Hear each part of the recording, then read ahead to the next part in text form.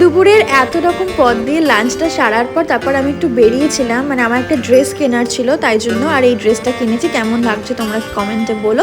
আর এখানে আমি একটু হালকা পাতলা মেকআপে বসেছিলাম। তো দেখো রেডি হয়েছি, এবং রেডি হয়ে আমি ভাবতে পারিনি আমার জন্য এত বড় একটা সারপ্রাইজ ওয়েট করছে। তো ওরা সবাই এই প্ল্যানটা অনেক দিন ধরেই করেছিল, যেটা প্রত্যেকবার হয়ে থাকে। প্রত্যেকবারই এটা আগে থেকে কিছু না কিছু প্ল্যান এটা রেডি করেই রাখে, কিন্তু সেই দিনটাতে আমাকে পুরোপুরি অজানা রাখা হয়। আর বার্থডের দিনটাতে না সবাই কিছু না কিছু সারপ্রাইজের জন্য অপেক্ষা করেই থাকে। তো আমিও অনেক অপেক্ষার পর ফাইনালি দেখলাম এত বড় একটা সারপ্রাইজ, আর এত সুন্দর ডেকোরেশনটা করেছিল। তোমাদের কেমন লাগলো ডেকোরেশনটা কিন্তু কমেন্টে বলো। আমার তো জাস্ট দারুণ লেগেছে। আর এটা ছিল আমার ফার্স্ট কেক। এই কেকটা ভীষণ সুন্দর ছিল, আর ফ্লেভারটা আমার খুব পছন্দের ছিল। তো কেক কাটিংয়ের পর তারপর কী করেছি সমস্ত কিছু আরেকটা পার্টে আমি তোমাদের সাথে শেয়ার করব।